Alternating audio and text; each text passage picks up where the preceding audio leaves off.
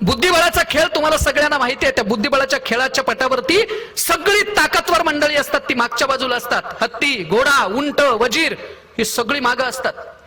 सगळ्यात अधिक अधिकार त्यांना असतात. हत्ती पुढे जातो, मागे येतो, उंट तिरका जाऊ शकतो, पुन्हा मागे येऊ शकतो, वजीर त्या पटावरती कसाही फिरू शकतो, घोडा 2.5 पावलं डाव्या बाजूला, उजव्या बाजूला पुढे जाऊ शकतो. याच्या पुढच्या बाजूला काय आहे? प्यादा आहे, प्यादा. त्या प्याद्याला पटावरती 1 पाऊल पुढे जाता येतं फक्त, आणि मारताना 1 पाऊल तिरक. ते मागे येऊ शकत नाही, अचानक 2 पावलं जाऊ शकत नाही. मग माझा प्रश्न असा आहे, बुद्धिबळाच्या पटावरती सगळ्यात कमकुवत असलेलं कोण आहे? प्याद ना? नाही, चूक. बुद्धिबळाच्या पटावरती सगळ्यात ताकदवर जर कोण असेल तर ते प्याद आहे.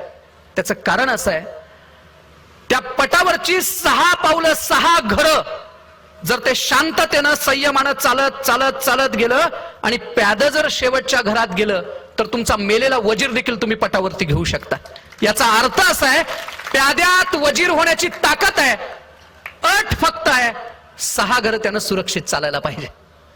तुमच्या आयुष्याची इथून पुढची 6 वर्ष जर तुम्ही सुरक्षित चाललात तर निश्चितपणे तुमच्यात वजीर होण्याची ताकद असते.